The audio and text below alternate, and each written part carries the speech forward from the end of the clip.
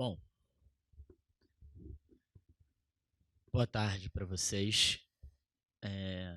Vou me repetir em relação àquilo que eu falei quando participei do minicurso organizado por vocês e começar agradecendo de todo o coração o convite para falar aqui. De todo o coração, porque é também um depoimento de reconhecimento ao trabalho que vocês têm feito, vocês, alunos e alunas de graduação, em relação à formação de si próprios no ensino de filosofia, paralelamente ao que é a grade curricular que nós, professores, oferecemos para vocês, tanto o minicurso de que eu participei, quanto o Filos e outras atividades que vocês fazem, os ensaios para o Filos, inclusive, são, nesse sentido, dignas de nota. Acho que são sempre, na pior das hipóteses, servem para mim de argumento sempre que alguém está simplesmente reclamando assim, mas os alunos hoje em dia não querem nada com nada. Pelo menos eu tenho algum argumento para contrariar, muito concreto. Pelo menos que ateste algo contra essa generalização. Então, é um agradecimento pelo convite, mas também uma maneira de sublinhar o que eu acho que é decisivo na importância dessa tomada, para usar um vocabulário do gosto do mundo contemporâneo, proativa por parte de vocês. Acho que é só ativa mesmo, por parte de vocês em relação a isso, e fico feliz de contribuir de alguma maneira. Dito isso, passo então ao tema propriamente daquilo que me coube falar aqui. Quando me foi feito o convite, foi dito que o tema do Filos desse ano era voltado em larga medida para a ciência, e acho que talvez por saberem, aqueles que fizeram o convite, que não seria necessariamente a minha especialidade, ou especificamente o tema da minha pesquisa, logo me foi dito, mas você pode falar do que você quiser, quase isso.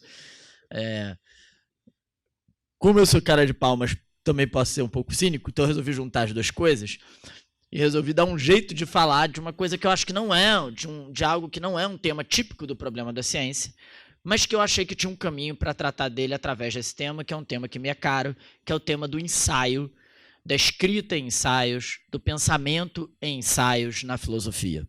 Daí o título dessa palestra sobre o ensaio entre a ciência e a arte. Não é isso? Olhei e fiquei com dúvida se era esse o título. Entre a ciência e a arte. E a primeira e mais fácil explicação para esse título seria dizer pura e simplesmente que a forma de escrita ensaística na filosofia foi, de modo geral, contestada ou marginalizada porque faltaria a ela cientificidade. Ou seja, a forma de escrita filosófica do ensaio, ao contrário, por exemplo, e primordialmente, da forma de escrita do sistema, seria carente de alguma coisa. Essa alguma coisa de que ela é carente poderia ser descrita como precisão, demonstração, comprovação, completude, conclusão, totalização. Nada disso há na escrita ensaística. Isso significaria, portanto, que a escrita ensaística está sempre em falta. Ela carece de alguma coisa, e alguma coisa que, pelo menos até o início do século XX, durante o período moderno, era alguma coisa que garantia a todo e qualquer discurso, a todo e qualquer pensamento, a sua legitimidade, a sua seriedade, a saber, o seu caráter científico. Para ficar num exemplo marginal, isso é o que fez muitas vezes com que Sigmund Freud reivindicasse para a psicanálise o caráter de ciência. Coisa que a maior parte dos psicanalistas hoje não reivindica e nem acha necessariamente tão importante reivindicar. Mas é que no início do século XX, ainda era fundamental para Freud conferir ao discurso novo que ele, em larga medida, inventava, a psicanálise, uma legitimidade social e cultural que só viria se ele fosse ciência, já que a palavra ciência carregaria consigo muitas daquelas características às quais eu me referi anteriormente: demonstração, comprovação, completude, de que a psicanálise, portanto, estaria em falta se não fosse ciência. Como se houvesse, portanto, uma desconfiança da ambiguidade, da ambivalência, da fragmentariedade, da incompletude, da inconclusividade que o pensamento pode ter e que, decisivamente, a escrita em ensaios como forma de pensar tem. Portanto, pareceria, por um lado, que a forma de escrita ensaística não é ciência na medida em que abdica de precisão, demonstração, completude, conclusão. Por outro lado, entretanto, a forma de escrita ensaística, se não é ciência, tampouco é facilmente considerada arte, no sentido em que nós estaríamos prontos a conceder, por exemplo, a mais decidida das literaturas. Não se supõe que um ensaio vá ser, em geral, pelo menos, completamente ficcional. O ensaio parece sempre falar, teoricamente, às vezes até conceitualmente, de algum objeto que existe no mundo. Isso faria com que ele não fosse facilmente tirado da ciência e colocado na arte. Ou seja, isso significaria que o ensaio está, essa é um pouco a tese aqui, entre a ciência e a arte. Essa dificuldade de localização da forma discursiva do ensaio, essa dificuldade de localização da forma do pensamento do ensaio, poderia talvez ser considerada não como um defeito dessa forma, mas como a peculiaridade que confere a essa forma a sua força particular. Essa forma é forte apenas porque justamente ela não se situa facilmente nas classificações ou rubricas que nós gostaríamos de aplicar a ela. Ou seja, o ensaio seria, por excelência, uma forma entre uma coisa e outra, entre a subjetividade e a objetividade, entre a fantasia e o conceito, entre a imaginação e o entendimento, entre a ciência e a arte. O ensaio permaneceria sempre entre os polos nos quais, em geral, nós gostaríamos de enquadrar todo e qualquer pensamento, toda e qualquer forma discursiva.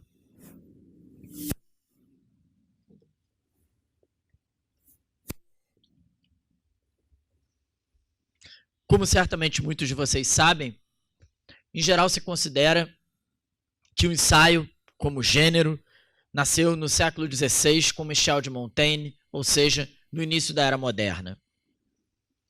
E quem leu os ensaios de Montaigne, ou alguma coisa dos ensaios de Montaigne, certamente pôde perceber a distância enorme que separa a sua forma de escrita e os seus temas de outros pensadores mais facilmente identificados como os filósofos de primeira categoria, como Descartes, por exemplo. Montaigne não tem um tratado do método, Montaigne não tem um discurso do método como Descartes, nem tem um tratado da correção do intelecto como Spinoza. Eu ia juntar os dois num só, resolvi citar ambos completamente. Né? Falar um tratado do método como os filósofos modernos gostam. Cada um a seu modo, o discurso do método de Descartes e o tratado da correção do intelecto de Spinoza refletem essa procura quase obsessiva pelo método correto de tratamento universal dos objetos. E por isso, essa grande filosofia, Descartes, Spinoza, será muito menos permeável, por exemplo, aos objetos comuns da cultura e da vida social. Quando vocês abrem os ensaios de Montaigne, ali fala-se de tudo.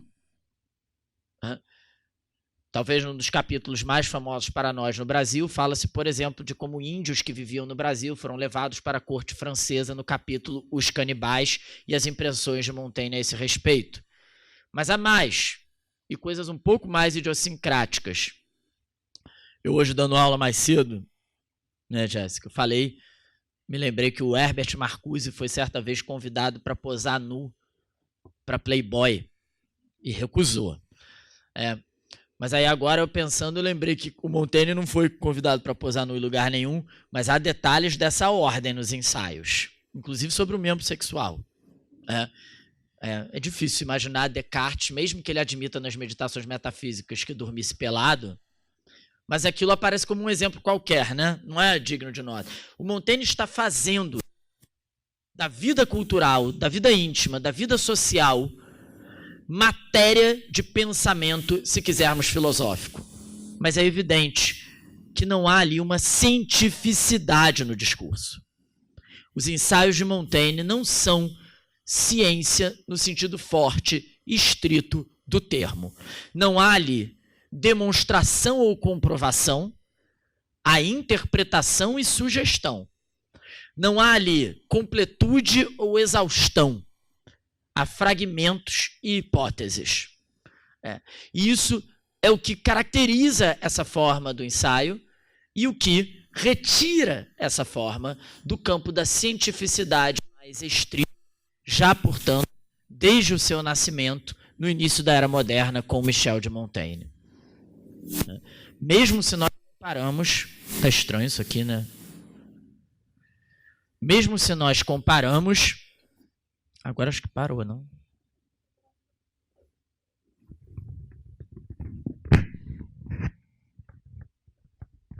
Obrigado.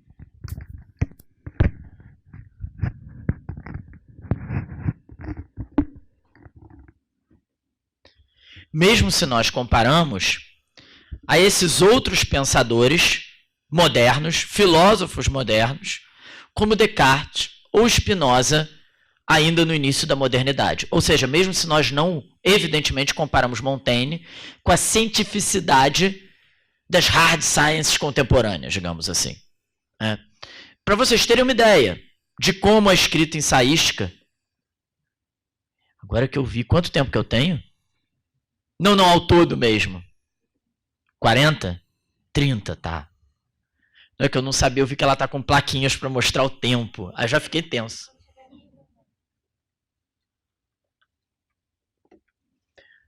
Só para vocês terem uma ideia, no século XIX, a gente costuma dizer que Marx é utópico. Ele odiaria. Por quê? Porque ele pretende ser científico, não utópico. Engels tem um famoso texto, colega de Marx, Socialismo Utópico e Socialismo Científico. Socialismo Científico e Socialismo Utópico. Você lembra, Jéssica? Todo o esforço do Engels nesse texto é dizer Marx não é como Fourier, um socialista utópico que simplesmente acha que o capitalismo é terrível e que alguma coisa muito melhor que ele virá depois, que é o socialismo. Não. Marx pretende provar por que o capitalismo é insustentável e dará necessariamente lugar a uma revolução que o superará. E parte das dificuldades com a leitura do Capital de Marx advém justamente disso, da tomada da economia como a ciência que poderá provar a necessidade histórica de superação do capitalismo. Ou seja, séculos XVI, XVII, XVIII e XIX, a filosofia permaneceu sob a égide da ciência e, por consequência, do método. E isso teve como contrapartida a marginalização da escrita ensaística, especialmente das escritas verdadeiramente ensaísticas, porque há filósofos modernos que chamam os seus textos de ensaios, mas não são ensaios. Não têm essas características às quais eu me referi anteriormente. Não são fragmentados, não são experimentais. Já subiu a placa, 1 minuto depois que eu percebi que ela existia. Não são experimentais, não são fragmentados, pelo contrário, pretendem comprovar, são exaustivos. Portanto, desde o início, já é nítida essa diferença. Peguem Montaigne para ler, peguem Descartes para ler, e é muito evidente a diferença. E acho que qualquer estudante de filosofia é capaz de reconhecer o diferente peso que não por acaso a tradição deu a um e a outro. Descartes é absolutamente central em qualquer ensino de filosofia. Montaigne é uma espécie de curiosidade marginal. Vocês aqui na PUC têm a sorte de sentir menos isso, porque o professor Danilo Marcondes tem uma pesquisa sobre ceticismo e Montaigne.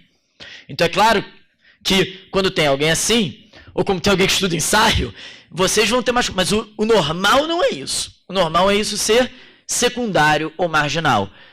E seria possível explicar essa marginalidade da escrita ensaística exatamente pelo fato de que ela não se aloja nos critérios de cientificidade que a era moderna elegeu como os parâmetros pelos quais a legitimidade de um discurso poderia ocupar a vida acadêmica, universitária, intelectual de um modo geral.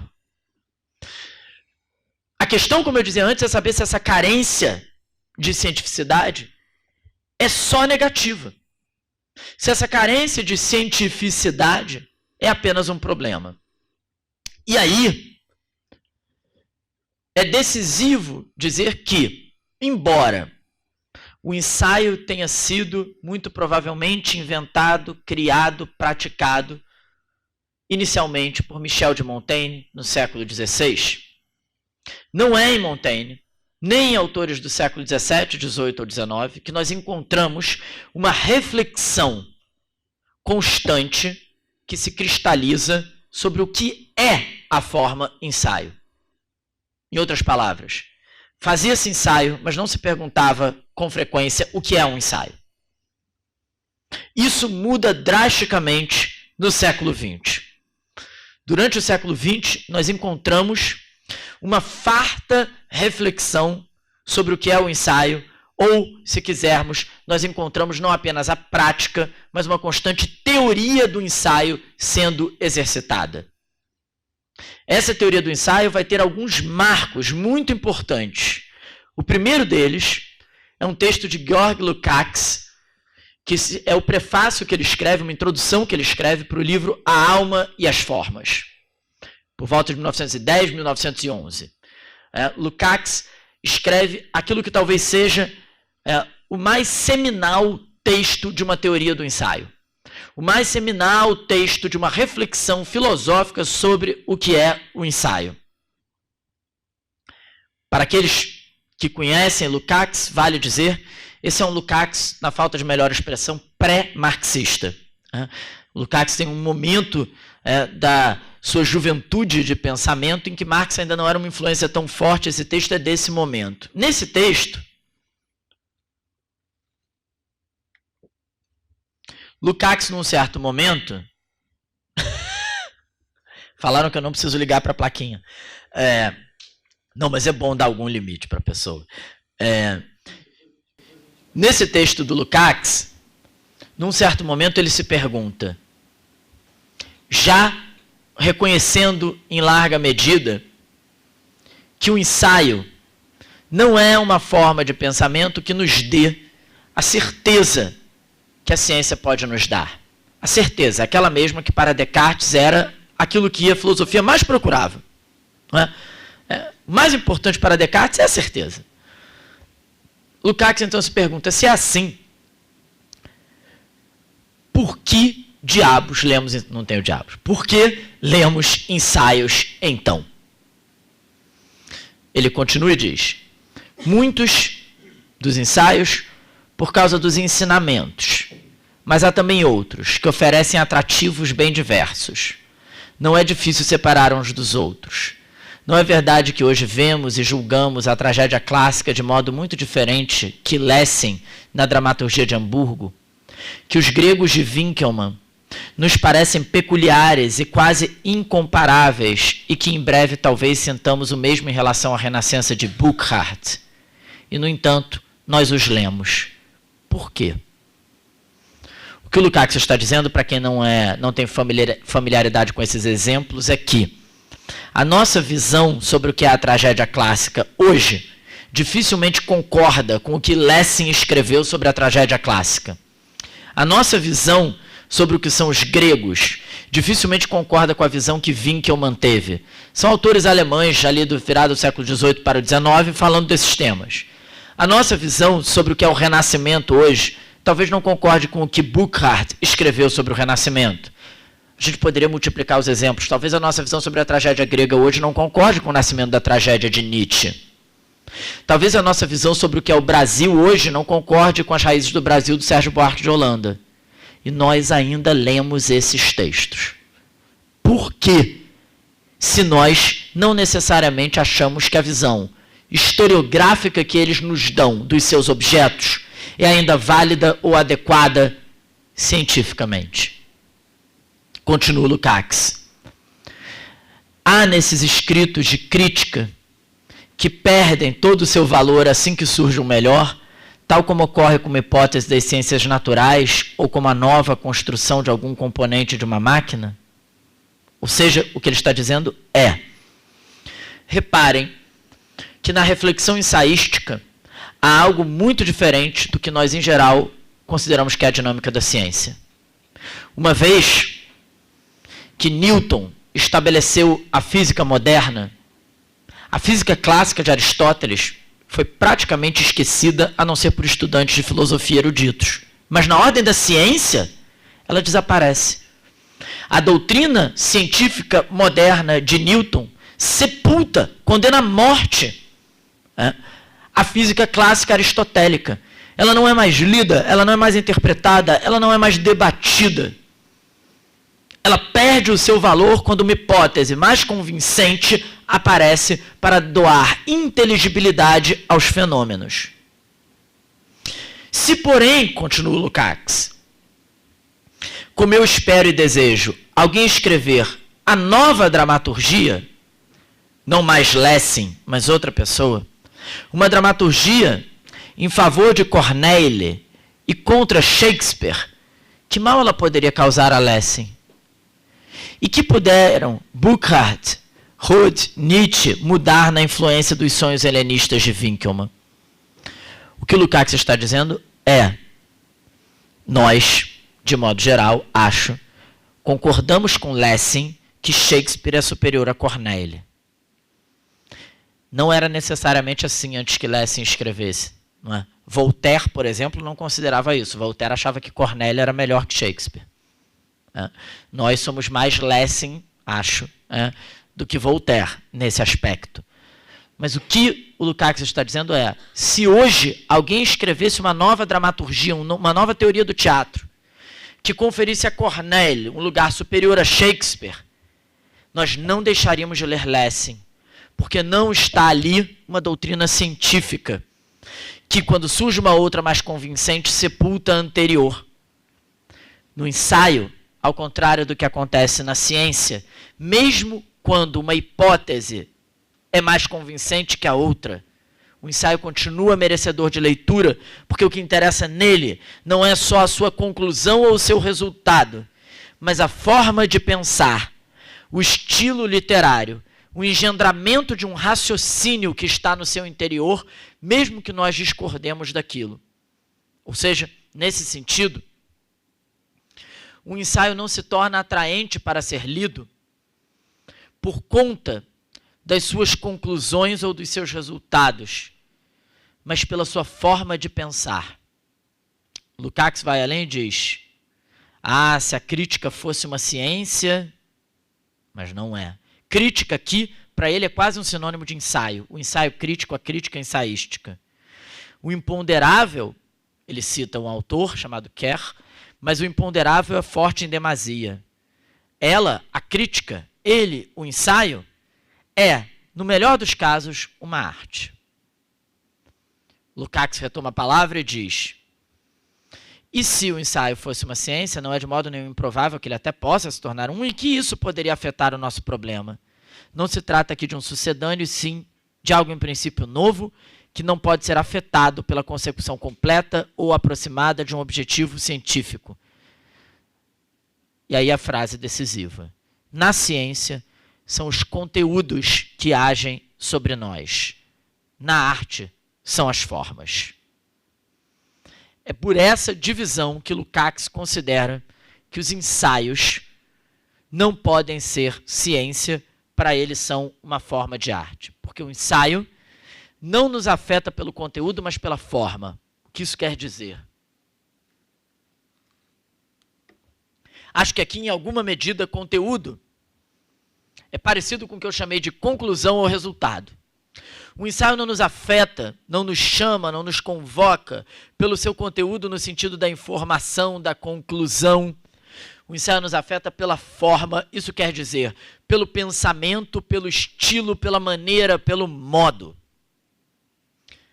Uma ilustração simples, que não é das melhores, no sentido da complexidade do problema, mas didaticamente acho que ela funciona, que retroage ao nosso ensino na escola mesmo. Imagino que pouquíssimos de vocês, nas aulas de física, tenham lido Isaac Newton. E imagino que a maior parte de vocês, nas aulas de literatura, tenha lido Machado de Assis. O que isso quer dizer, sintomaticamente? Nós, em geral, estamos dispostos a aceitar que é possível transmitir o conhecimento científico independentemente da forma específica que ele tem. Eu te digo que Newton falou força igual a massa vezes a aceleração. Ele nem nunca disse exatamente assim, né? Mas parece que isso não é tão importante na ciência, porque o que interessa é o conteúdo. O conteúdo é que força é igual a massa vezes a aceleração. No caso de Machado de Assis, eu posso dizer para vocês, ele escreveu um romance sobre os ciúmes, narrado na primeira pessoa do singular, em que um personagem fica obcecado com a possível traição da mulher. Isso não é nada do que é o Machado de Assis. É preciso ler na forma de Machado de Assis o que ele escreveu.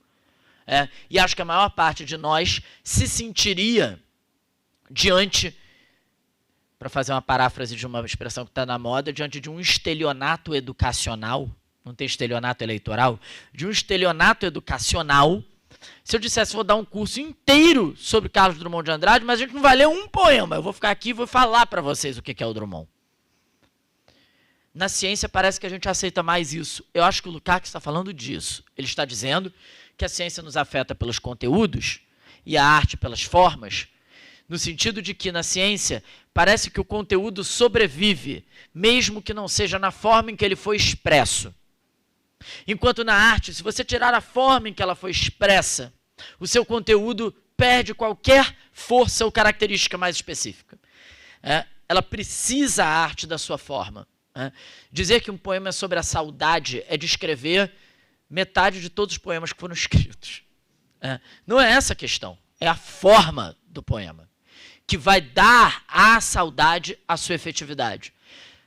O que o Lukács está dizendo é que, entretanto, há uma curiosa prosa, uma curiosa escrita, um curioso discurso que, embora seja, digamos, teórico, embora lide com ideias, nos afeta não pelo conteúdo, mas pela forma. O nome dele é ensaio.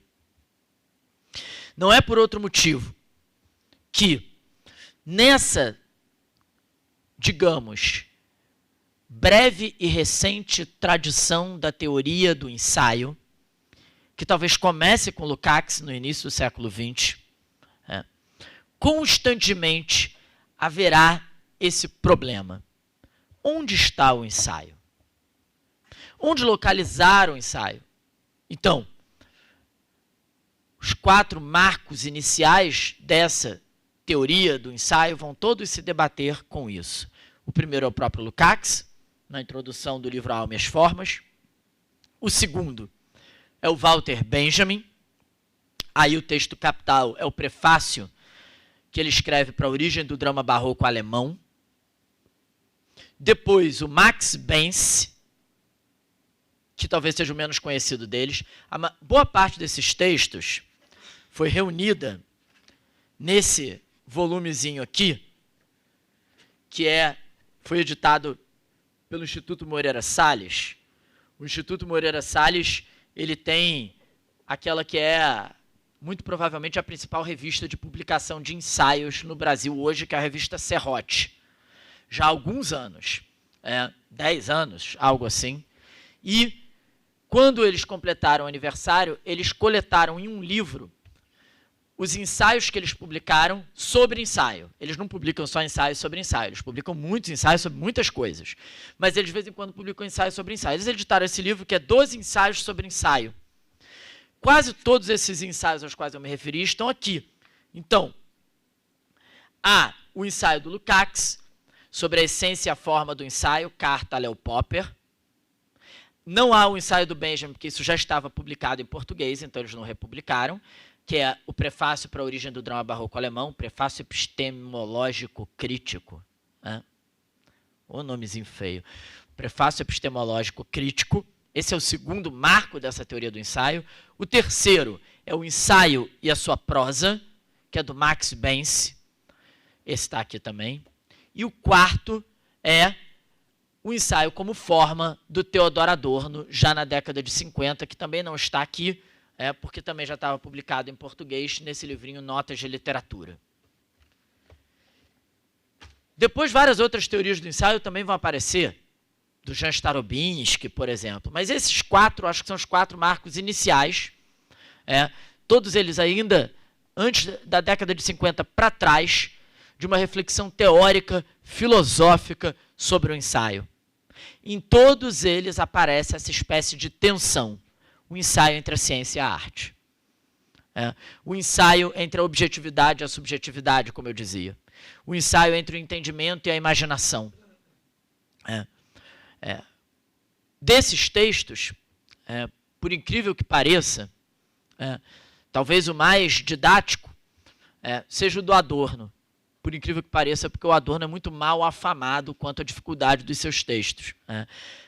E para aqueles que encontrarem uma dificuldade com o texto do Adorno, podem também consultar a dissertação de mestrado da Jéssica, que está sentada ali, que atualmente faz doutorado aqui na PUC, e ela fez um mestrado na UF, examinando fundamentalmente o texto do Adorno sobre o ensaio e os diálogos que ele tem críticos com a história da filosofia, que aparecem ali.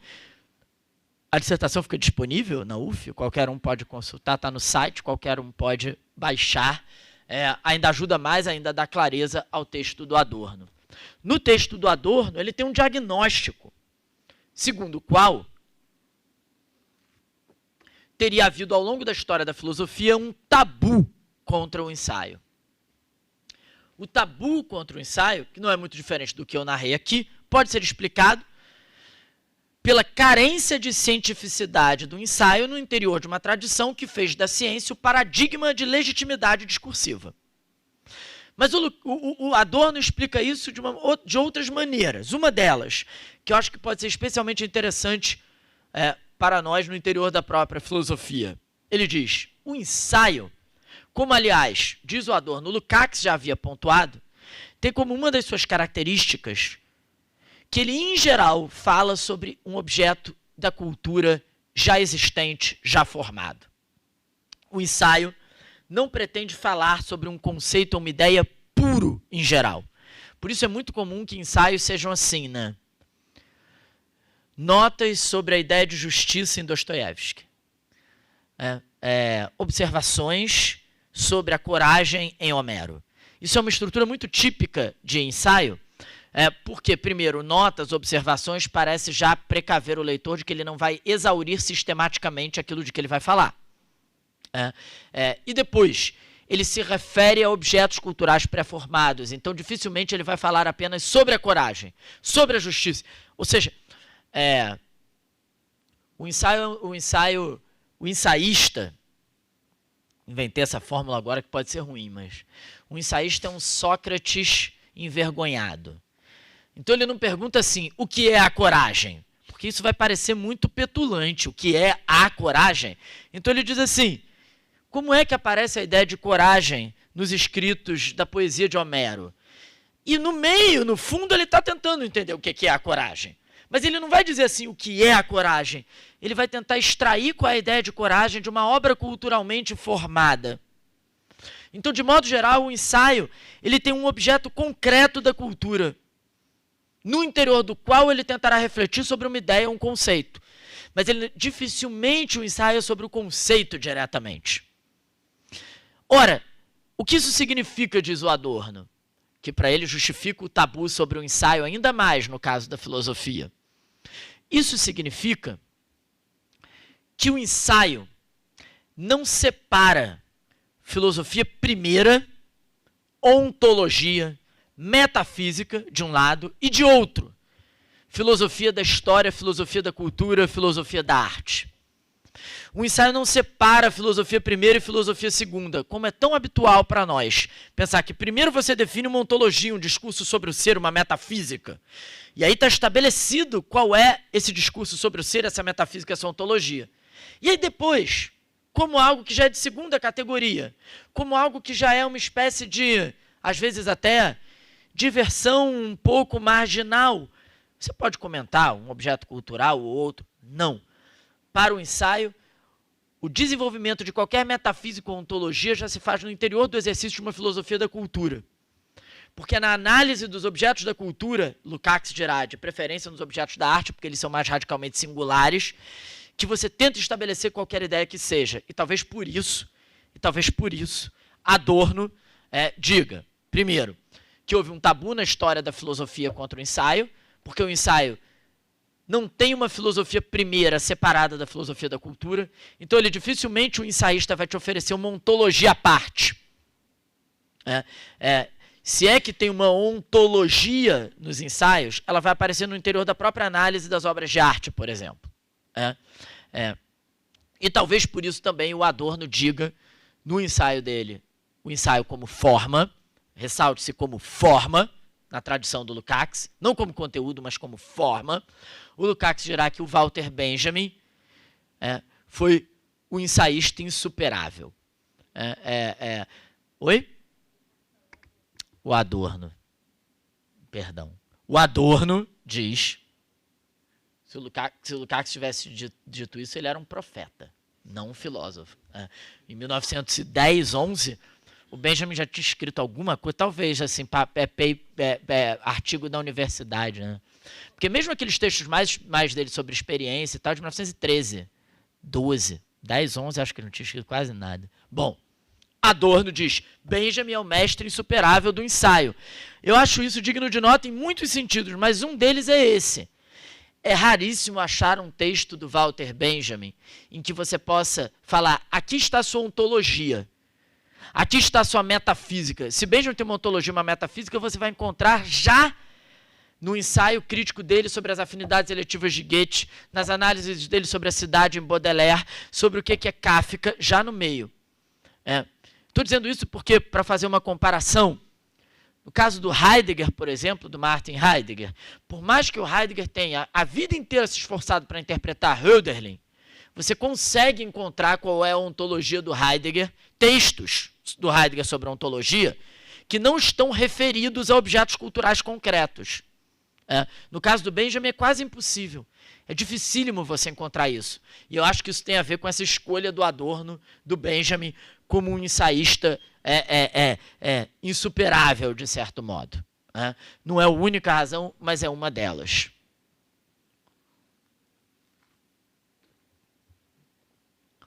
Portanto, em toda essa reflexão teórica sobre o ensaio, aparecerá sempre esse esforço de dizer que o ensaio é forma e não apenas conteúdo.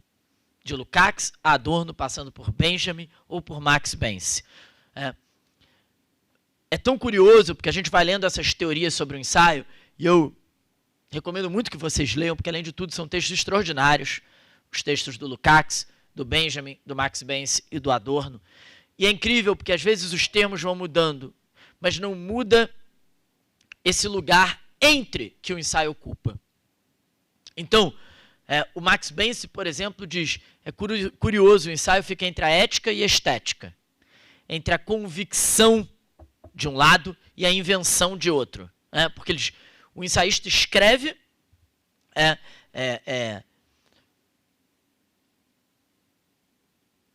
e na sua escrita tem algo teórico da sua convicção sobre o mundo, do que ele pensa da realidade.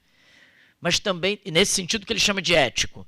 Mas, por outro lado, o ensaio tem uma dimensão de invenção, de criação. Então, ele diz, ele não fica nem numa coisa nem outra.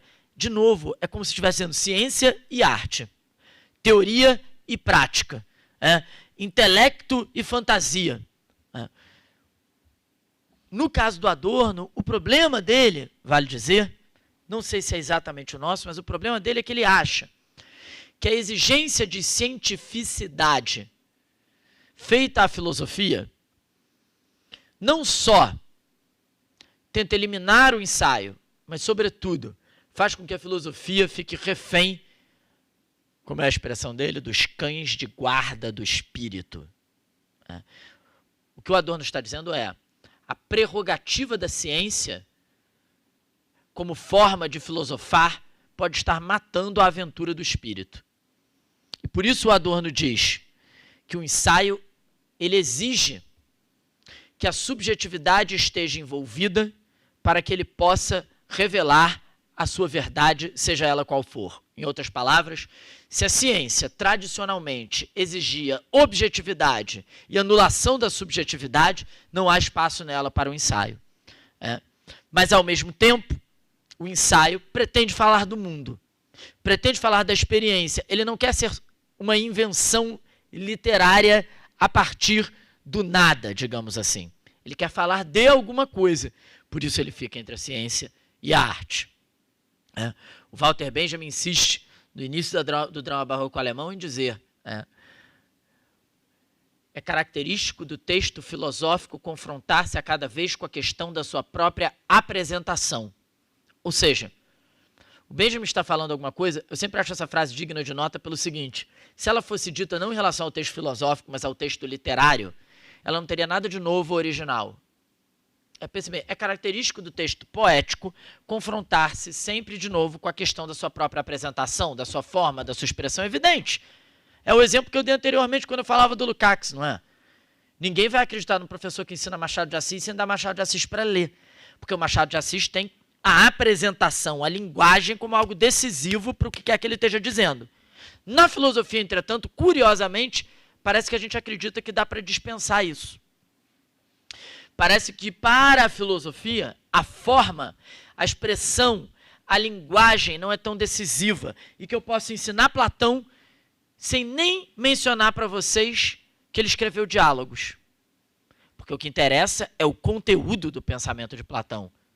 O que é, do ponto de vista de um ensaísta, um absurdo. Um absurdo. Porque foi isso que teve como consequência, por exemplo, que durante tanto e tanto tempo se falasse do que Sócrates, personagem inventado por Platão, dizia como se fosse Platão. O que é uma possibilidade, mas não a única. O que permite, talvez, grande inteligibilidade de diálogos como a República, mas talvez prejudique muito a inteligibilidade de diálogos como o Banquete. Porque faz com que as pessoas nem se lembrem que Alcebíades chega depois de Sócrates, bêbado, e acusando Sócrates de mentiroso, contraditório, não é? Não é assim? É maravilhoso, não é? Porque o Sócrates está ali dizendo: o importante não é ser amado, o importante é amar, não é? Não é assim que ele está dizendo? Porque eu até gosto da ideia, né? Porque assim, o cara que está sendo amado não está acontecendo nada com ele. O cara que está amando, ele está experimentando 1001 transformações da sua alma, da sua vida. Mas o Alcebíades é legal, porque o Alcebíades chega e fala: você está falando tudo isso, mas todo mundo te ama e você não ama ninguém, né? Claro que eu estou novelando um pouco demais o Banquete, mas é apenas no sentido de que a gente mal lembra disso, porque, afinal de contas, Sócrates, com toda a sua pujança argumentativa, é o penúltimo discurso, monta aquele quadro maravilhoso do que é o amor, e depois chega um bêbado meio doido ali falando aquelas coisas, mas o Platão botou esse bêbado meio doido aparecendo ali, né? Ele escreveu isso. Deve ter um bom motivo, porque ele poderia terminar com Sócrates. Essas coisas só aparecem quando a gente atenta para a forma. Quando a gente lê com cuidado para a forma. Então, o ensaio entre a ciência e a arte é também uma maneira de nos lembrar, especialmente para aqueles que são da filosofia, o quanto a forma é decisiva para o pensamento, que eu acho que é o que está na frase do Walter Benjamin. É característico do texto filosófico. Assim ele abre o prefácio da Origem do Drama Barroco Alemão. É característico do texto filosófico, não apenas do texto literário ou poético. Confrontar-se com, ter que se haver com, ter que lidar com a sua expressão enquanto linguagem, a sua forma. Por isso o Adorno diz o ensaio como forma. É porque o ensaio fica sempre assim entre, que certa vez, e aí eu vou terminar para não ter mais placa. E aí, é por isso que o ensaio fica tão entre,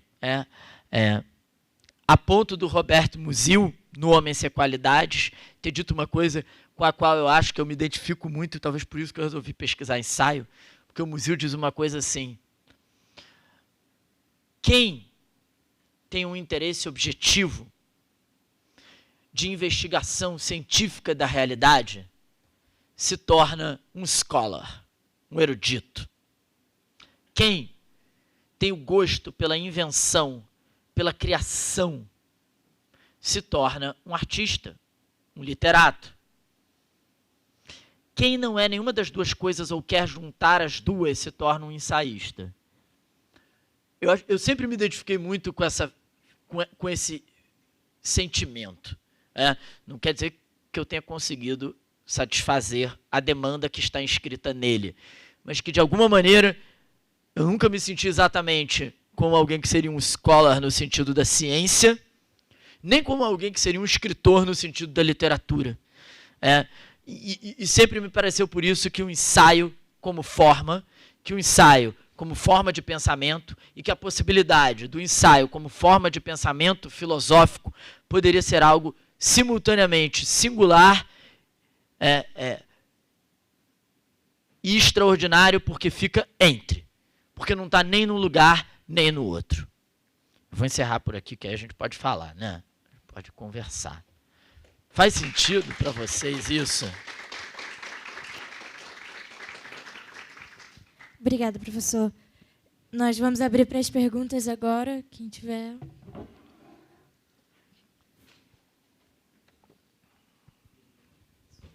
Pedro, obrigado. Eu estou aqui numa segunda palestra. Quero fazer uma pergunta bem prática. Como funcionam as citações e referências, por exemplo, dentro de um ensaio? Assim, só um alô nisso, nada muito... Antes de responder diretamente sua pergunta, eu vou fazer só uma ressalva, que eu acho que vale para quase todas as perguntas bem práticas sobre o ensaio. O Jan Starobinski diz que o ensaio é o gênero mais livre que há. Eu não sei se ele tem razão, mas acho que tem uma boa dose de liberdade, exatamente porque o ensaio não se compromete em ser exatamente ciência, no sentido estrito do termo, nem literatura, no sentido estrito do termo. Por conta disso, tem sempre uma enorme dificuldade nessa tradição de teorias do ensaio, de reflexão sobre o ensaio, que é a dificuldade sobre como teorizar sobre um objeto sem normatizá-lo. Como refletir sobre o objeto sem defini-lo e criar uma espécie de cânone tão rígido quanto os outros para o que é o ensaio. E aí o ensaio perderia sua liberdade.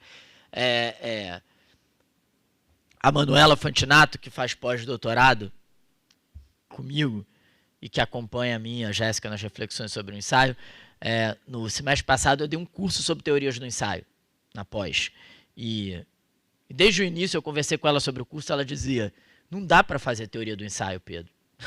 E eu acho maravilhoso isso que ela diz, que justamente tem uma tensão em fazer teoria do ensaio. Porque como o ensaio é uma forma muito livre, ele tem uma resistência a ser teorizado no sentido de uma definição ou canonização. Eu acho que isso não impede que se o teorize, mas faz com que a teorização sobre ele tenha que manter viva essa tensão para não perder essa liberdade. Dito isso, então eu vou te responder, mas sem querer normatizar. Citações, notas, referências, talvez sejam alguns dos artifícios que mais emblematicamente separam o ensaio do artigo acadêmico típico, que é uma confusão que, de modo geral, é muito comum entre nós. Muitos professores intelectuais pegam vários artigos acadêmicos que escreveram, reúnem num livro e dizem ensaios sobre, e não são ensaios. São artigos acadêmicos que podem ser excelentes. E eu adoro um ótimo artigo acadêmico, mas eles não são ensaísticos. Um ótimo artigo acadêmico respeita necessariamente todas as regras de citação, referência e notas que a ABNT recomenda. Isso significa o quê, de maneira mais geral? Muito mais respeito, se quiserem até subserviência, àqueles autores que serão citados. O ensaio tem muito mais liberdade e violência no modo pelo qual ele se apropria dos autores que ele cita. Então, o Walter Benjamin, se não me engano, tem uma metáfora em algum momento da obra dele que ele diz que o ensaísta se apropria das citações como assaltantes de beira de estrada roubam uma carga que está passando. Não é assim que o artigo acadêmico se relaciona com o autor que ele cita. Para o ensaio, um autor citado jamais deveria ser, por exemplo, fonte de autoridade. O argumento de autoridade, que no artigo acadêmico não só vale como é relevante, no ensaio, ele em geral é deletério. Ele desmonta o tom do ensaio. Porque nós, em geral, nos artigos acadêmicos, nas teses, a gente opera muito por reconstrução argumentativa. Então, como eu estou querendo reconstruir qual é o argumento do Adorno, claro, eu tenho que citar, entre aspas, com a maior justiça possível, tentar contextualizá-lo.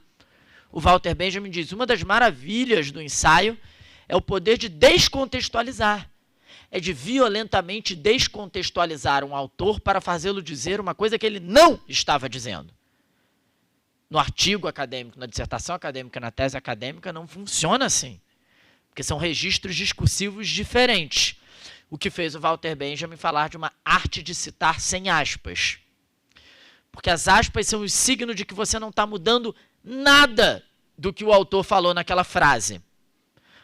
Você restitui a frase na sua inteireza ao modo pelo qual ela foi citada. Aliás, as teses acadêmicas que pretendem ser teses acadêmicas de alto escalão, às vezes são tão ciosas desse princípio que se for alemão, cita no alemão. Se for francês, cita no francês. Se for italiano, cita no italiano. Se for no japonês, a pessoa não sabe o que fazer, desiste. Né? Porque essa ideia de restituição. O ensaio não mede a citação pela capacidade de restituição ao que seria o original. E muitas vezes ele descontextualiza, ele move, por isso ele cita sem aspas. Eu cheguei a dizer aqui quando a gente estava no minicurso, que eu acho que tem um exemplo próximo para nós, que é que o ensaio cita de maneira mais parecida com a forma pela qual nós citamos em aula, falando. Quando eu estou dando uma aula, claro que às vezes a gente está com o texto, a gente está lendo o texto. Mas aqui, por exemplo, quando eu citei, acabei de citar o Benjamin, o Adorno, eu cito de memória. Eu tento restituir, mas pode ter alguma coisa que não está. O ensaio se dá o direito de citar assim. O que faz com que ele ocupe um lugar, agora falando socialmente, muito curioso, ainda mais num país como o Brasil, ou um não lugar. Porque é entre a academia e o mercado. Uma das coisas que editoras de mercado pedem, não sei se vocês mais sabem disso, você quer publicar sua tese ou algo assim numa editora de mercado, o que significa uma editora com circulação cultural. Fundamentalmente é isso, né? Ao contrário de uma editora acadêmica que, em geral, fica presa num circuito estritamente universitário. É difícil você conseguir chegar na Livraria da Travessa ou na Argumento e ter um livro de editora universitária tão fortemente. O que o editor vai te dizer? Tenta tirar o peso das notas e das citações. Isso não é uma exigência mercadológica no sentido do capital apenas. É uma exigência mercadológica no sentido da circulação cultural. Porque a pergunta que esses editores se fazem é: quantos leitores precisam realmente de 12 notas numa página só? Há coisas enlouquecedoras. Eu outro dia recebi a revisão de um artigo acadêmico meu para um livro, mas é para um livro que vai ter uma circulação, mas era um revisor acadêmico. E aí eu dizia assim, Spinoza dá uma importância talvez sem precedentes para o corpo na sua filosofia. Aí o cara põe assim, qual é a referência? Eu falei, não tem referência, eu estou dizendo isso. Não tem referência. Ele queria que eu pusesse Ética, página 5, não tem. E o mais curioso é que às vezes tinha uma coisa que era assim, eu citava o Spinoza, falava Spinoza, e aí dizia, Spinoza, na sua Ética, diz que não sei o que, não sei o que, não sei o que. Aí fazia mais uma frase. Aí na outra frase eu continuava, Spinoza diz, aí a pessoa punha, que obra? Eu falei, pelo amor de Deus, eu acabei de dizer que é na Ética, não tem uma descontinuidade. Eu nunca tinha visto uma coisa assim. O momento mais caricato disso foi o momento que eu dizia assim, na obra de Platão, há uma dimensão essencialmente metafísica. Aí tinha uma nota, que obra? Aí eu tive que explicar para a pessoa que obra não é sempre um livro. Obra, às vezes, é uma palavra que se usa para falar da obra inteira do autor. Chega a essa loucura. A síndrome de avestruz acadêmica. Que eu disse, de novo, eu acho que artigo acadêmico bem feito é uma coisa maravilhosa, mas a compulsão citacional referencial chega a esse ponto de você dizer na obra de Platão e aí a pessoa nem perceber, o revisor acadêmico não perceber que você está falando na filosofia de Platão. E um grau de castração autoral inacreditável. Eu acho que isso tem que tomar muito de criatividade. Eu acho que tudo isso tem que sempre tomar cuidado, porque o elogio da subjetividade criativa também pode virar uma bobagem, uma veleidade pessoal. O ensaio corre esse risco. De virar uma espécie de autorretrato vaidoso do sujeito, que acha também, porque aí fica achando que assim, não precisa nem ler o Platão e sai falando o que é do Platão. Não é isso. Mas não é possível que você esteja terminantemente proibido de dizer alguma coisa sobre Platão ou Spinoza sem dar uma nota e uma referência. Vou parar por aqui. Super. Mais alguém tem perguntas? Senhor? Depois, um dia, vocês podiam fazer um círculo desse, aí vocês podiam chamar também os estudantes de pós para dar essas palestras. A Jéssica para falar de ensaio. Não seria legal? Acho que tem vários que podiam ser legais. Estou pensando, claro, nos meus orientantes, mas tem os outros, evidente. A Manuela Fantinato para falar de exílio. Tem tantas pesquisas tão bacanas que as pessoas estão fazendo. Diga.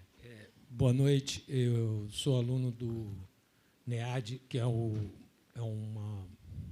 não sei nem exatamente o que ele ocupa aqui na PUC, mas é uma extensão para educação de adultos. E eu queria aproveitar a oportunidade, eu não sou da área de filosofia, mas, e nem sei se a minha pergunta é muito pertinente, mas o Einstein falou sobre alguma exclamação no sentido de uma amizade entre ciência e religião. Ele falou uma coisa, se ciência e religião fizessem as pazes, uma frase nesse sentido.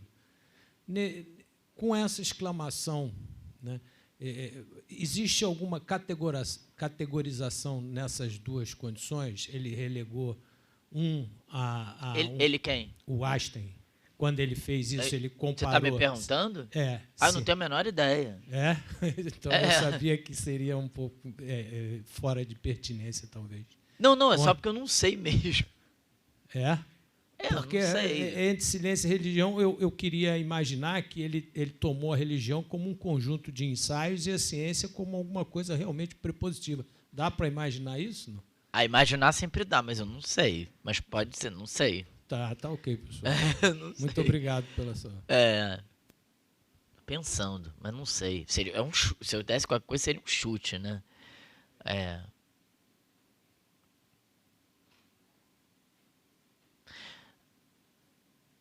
Talvez ciência e religião possam fazer as pazes. Não sei se elas brigaram, mas assim, ciência e religião, que nem como aqueles amigos que, para serem amigos, sabem que tem que respeitar uma certa distância entre si.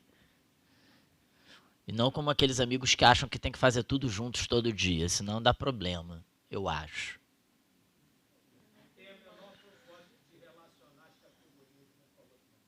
Aí depende, né? Depende do que se entende por religião, o que se entende por ciência, quando, como, onde. Não é tão genérico. Genericamente, eu tenderia a dizer isso. Acho que dá para ser amigo do jeito...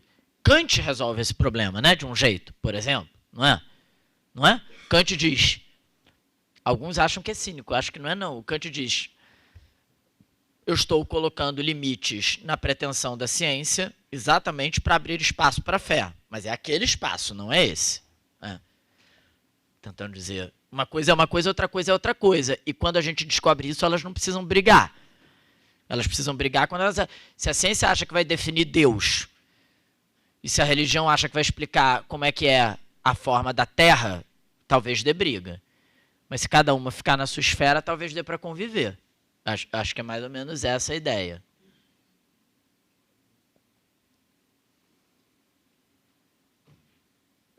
Mais alguém? Tem tempo ainda. Mas a gente pode cansar também. Ok.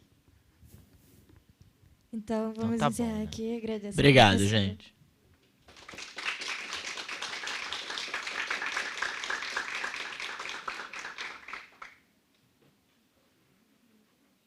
Então, gente, amanhã tem mais.